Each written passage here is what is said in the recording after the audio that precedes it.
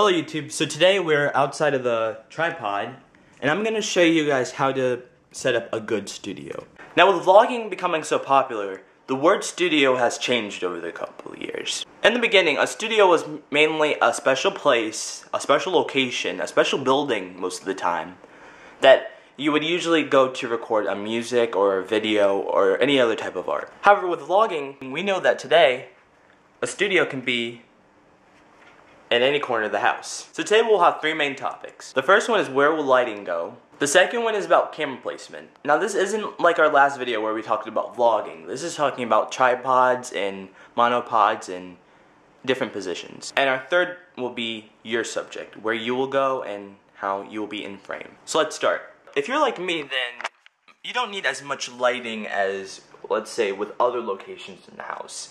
I'm recording in front of a big, large window, and this is seen as my best lighting. If I find that in the frame I have a shadow or something, then I'll implement a small floor lamp. You can also take advantage of these tips. When making a situation for lighting, you should always try to make sure that lighting is in all of these key places. Let's say that this is the location where I'll be sitting. You should try to have lighting right here and right here.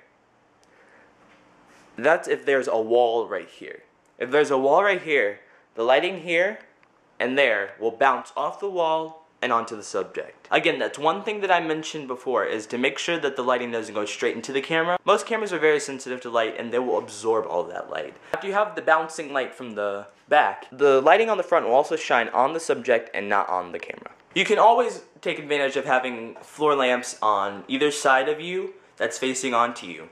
However, make sure that you don't use too much lighting. Now, we can't go too much into detail of lighting because lighting is different for each subject, each location, and other factors. If you want tutorials on lighting, there's an abundance of them on YouTube. Our next subject is placement. Now, on the subject of camera placement, it all depends on where the individual is sitting. Ideally, the individual should be at least a foot away from the camera if you want a normal shot. Now, this isn't the camera that I use for vlogging. However, this is a good example of the type of camera that I use.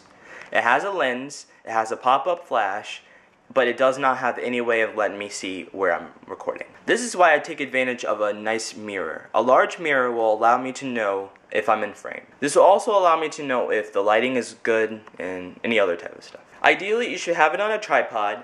The tripod should also be adjusted accordingly. This is to make sure that your head is still in frame, that your eyes are still in frame, and that your whole face is in frame, if that's what you're looking for in a shot. Now this is the normal setup for when I do vlogs like this. I try to have a mirror here so I can know I'm in frame, my camera here on the tripod facing directly at me, and then sometimes I'll have notes on the bottom or something. Now we're going to go into our last subject today, your placement. Now there are about 4 different placements for when you're recording yourself in a video. Now let's start with this one. This is the close-up shot. It may not seem so close, but it actually is considered the close-up shot. The close-up shot is usually when it's about up to your chest and up. And then we have the extreme close-up shot. This is when you usually have it around the nose and up. Most of the time it's right at the eyes though. This is very close up. This is usually when you focus on the subject, their emotion, or something around those lines. Then you have the normal shot. Now this is usually done while standing, but as you can see, I'm sitting on a couch, so this is the best way to show the normal shot. This is considered the best way because usually the normal shot is of the waist and up. Then you have the far away shot. This is usually the whole full shot of the body. This usually is to convey that the character or the person that's talking is alone, or it can also show around the landscape of where they're recording. So that's the end of our video for today on studio setup. Next week we will talk about mental preparation, how to deal with nasty comments, haters, and all that good stuff. Don't forget to comment below if you have any questions, and I'll see you guys next week.